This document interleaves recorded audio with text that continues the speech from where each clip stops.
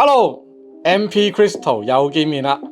咁我哋講解一下祈願巡禮先，因為嚟緊啊，我哋4月尾5月頭又會再次遠征京都同埋高野山。咁啊，今次咧貓頭咧亦都翻咗一批新嘅水晶啦，有一啲係經典水晶添，就會帶過去做呢個祈願巡禮嘅。今日就同大家嚟一個小巡禮，因為啊經過上年嘅經驗咧，一次過要攞晒所有水晶過去咧，實在有啲吃力。咁啊，喂貓頭，不如咁啦，我哋先俾大家預購晒先。如果已經打爆咗我哋個行李嘅話咧，咁啊恕不接受之後再買啦。睇啱嘅買咗先，然後寫晒大家嘅名攞過去巡禮，咁啊最好啦。咁我亦都有問過團長啦，其實咧似乎咧大家認購咗先咧，我哋到時去到做呢個巡禮啊，去到做個儀式嘅時候，直情有埋個目標，個目標就係你啦。咁啊嗰樣嘢咧加持應該會更加有效添嘅噃。事不宜遲，先講下呢一 round 我哋會有乜嘢水晶拎過去先。先講經典款，認唔認到呢一種黑蚊蚊嘅是什麼？金剛黑幽靈。呢一批黑幽靈咧，你會見得到真係夠晒黑漆漆嘅。開業無耐嘅時候咧，我自收咗串黑幽靈。你咪記得我講過咧，係一串八角形多邊形嘅珠嚟嘅，唔係圓珠嚟噶。收咗之後咧，其實我哋陸陸續續都有收過唔少嘅黑幽靈，但係你話講濃密度嘅話，始終都係一開始我自收嗰串咧係最勁。直至到今次，終於翻得到同樣個黑幽靈濃度一樣有咁高嘅。咁啊呢一批翻嚟嘅話呢，其實有啲客人已經選購咗啦。係，雖然我哋今次咧係第一次拍片，但係中間已經係有客人上嚟選購咗啦。所以事不宜遲啊，睇啱嘅一定要快啲手。咁呢一批黑幽呢，我哋會見得到佢入面呢會有紅、黃、白、黑4隻色。都係一種四季幽嘅表現啦，咁但係最大嘅特別始終係佢嘅黑幽夠濃密。嗱，功效上係乜嘢呢？黑幽靈最大嘅功效就係點樣可以將人哋對你嘅惡意全反射。嗱，我哋有陣時咧，而家香港啦，太多唔同嘅怨氣啦，有好多唔同嘅人咧，都會懷住滿滿嘅惡意喺條街度行啊，喺 office 度啊，咁啊。我就知道而家有一啲咧就話啊，不如用啲巫術啊、咒術啊落去降頭啊咁樣有損自己福德。其實有個更加好嘅方法，人哋對你唔着嘅時候，你惡意全反射，佢自食其果，咪唔需要用自己嘅福德去到換取翻對佢嘅反擊咯。係一個非常之好用嘅水晶。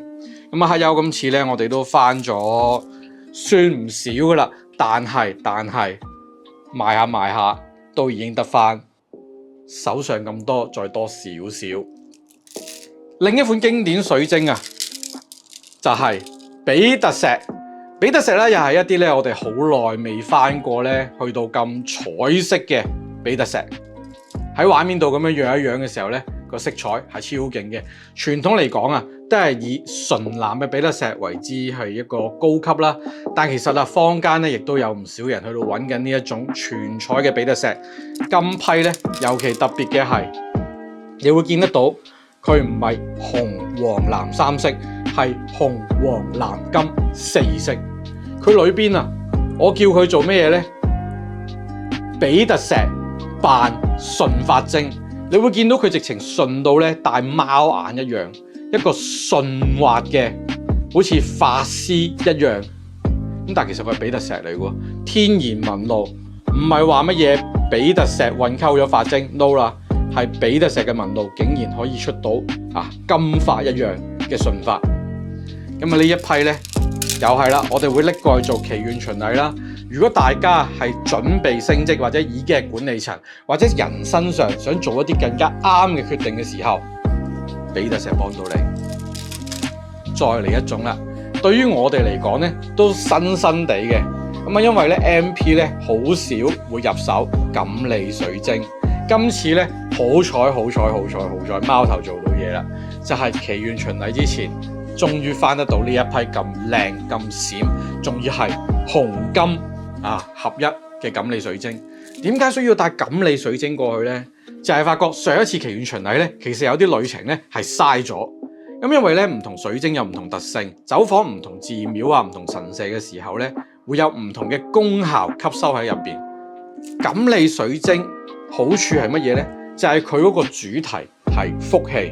哇，咁啊正啦！有一個無比嘅彈性，但凡係錢、健康、人緣、人際、家庭和睦、親友和睦、工作順利小人退散，諸如此類，其實全部都係福氣。即係話佢有一個充分嘅彈性，唔會浪費我成個旅程嘅一分一毫。咁啊，今次翻到呢一批呢，極閃極透，你會見到個礦物量非常之充足，個礦味都非常閃。再加上呢 Curtis 我想問，日本呢係咪錦鯉都係一個佢哋嘅有錢人大富之家嘅主題嚟嘅？係㗎。咁啊呢一批啱晒，直情 good fit 啊！再嚟下一樣啊，同樣咁有彈性嘅是什麼？彩超七。今次翻到呢一批彩超七呢，我尤其中意佢嘅礦物量，因為而家彩超呢，其實好多呢嘅礦物量呢會比較參差一啲。咁啊，彩超我哋最緊要就係呢，你要夠礦啊嘛，你夠礦去到做呢個奇緣巡禮嘅時候，先至吸得夠飽。嗱，有啲會追求呢，就係晶體清係靚嘅，但係你話去吸收能量嘅話呢，我自己都係會中意呢一款龍色多礦爆閃。咁啊，彩超七呢次翻到嚟呢，個價係十分之靚仔，所以亦都係會攞去做奇緣巡禮嘅。再睇多一款手串啊，見唔到一個非常之閃，同埋入面礦物好飽足嘅是什麼呢？骸骨閃靈鑽，呢個又好耐冇翻過啦。我仲記得上一次呢，去到賣骸骨閃靈嘅時候，即晚清晒。Curtis， 我記得你係好彩地攞到其中一寸咁大把。咁啊，今次翻到骸骨水晶呢，亦都已經有客人立即上嚟接走過噶啦。咁啊，有咩用呢？骸骨水晶啊，其實可以又係一個好大嘅容器，超大容量，去到吸收咗好多唔同嘅天地元力放喺入面，無論對你本人、對你嘅水晶，甚至乎對你嘅家居，都會有一個好強效嘅潔淨功能。除咗手串之外呢，仲有擺件同吊墜啊！一定要講嘅就係呢一批親火打劫嘅鵝啤。咁啊，嗱，好明顯咧，貨主咧就急住出貨套現。咁啊，去到雕刻師手上咧，佢又好有心思做咗巧雕。咁啊，唔止一隻嘅，呢一批係俄羅斯士多啤梨晶九尾狐吊墜巧雕版。咁啊，每一隻咧主要最閃嗰個位，佢全隻都係鵝啤啊。佢最閃嗰啲位咧係會擺咗喺個尾巴度。咁啊，個師傅咧，雕刻師啦，佢就會跟翻究竟邊個位係嗰個閃咧，係就聚翻嗰個九尾，然後再到配合翻，就做咗個可愛嘅狐狸仔。咁我哋有比較大啲嘅，成粒士多啤梨咁樣嘅啦，亦都有細少少嘅鵝啤吊墜。咁你會見到咧，好似呢一隻為例，佢就會擺咗喺側邊嗰度做個尾巴，中間又做翻狐狸同埋佢個身。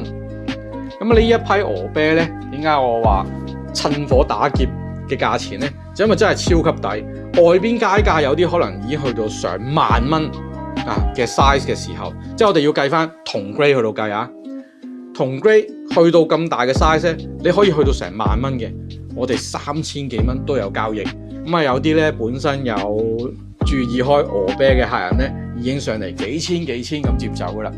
嗱，咁鵝啤最出名嘅就係最強愛情石，人際關係上會非常之幫到手，而九尾狐本身呢一個圖騰，亦都係守護翻大家嘅人際關係，所以成個組合咧真係一個 good fit 嚟噶。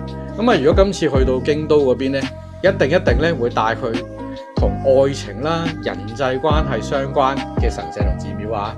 吊墜咧，我哋仲有呢一款係閃靈鑽黑閃吊墜。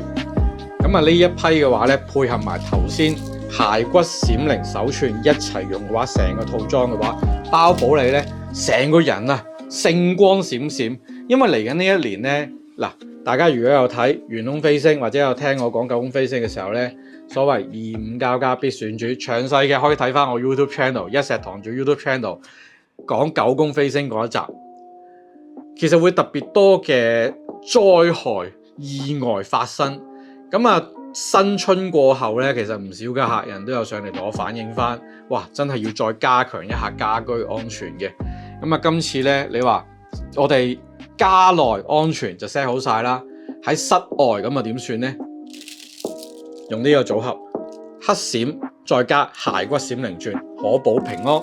好啦，噔噔噔噔，呢個係黑閃閃靈鑽吊嘴，咁大塊嘅係乜嘢呢？唔係白水晶，係閃靈鑽，不特止，閃靈鑽水膽原石，大塊。呢一塊嘅話呢，個價錢2000有找已經有。咁大塊閃靈鑽本身已經所費不菲，佢入面仲有埋水膽喺度。嗱，隔住鏡頭咁遠呢，好難 show 到俾大家睇。歡迎上嚟選購。咁大塊閃靈鑽唔使2000蚊嘅話呢，其實你淨係買閃靈鑽嗰 part 已經超值，再加埋有水膽嘅功效，不容錯過。咁呢一批呢，亦都係會攞埋過去。但係呢種原石比較重呢，所以真係有預購我先攞過啦。冇預購嗰啲呢，我唔會攞咁多過去啦。記得快啲嚟揀啦！如果對我哋祈願巡禮嘅水晶精選有興趣嘅話，記得嚟我哋 MP Crystal 啦！拜拜。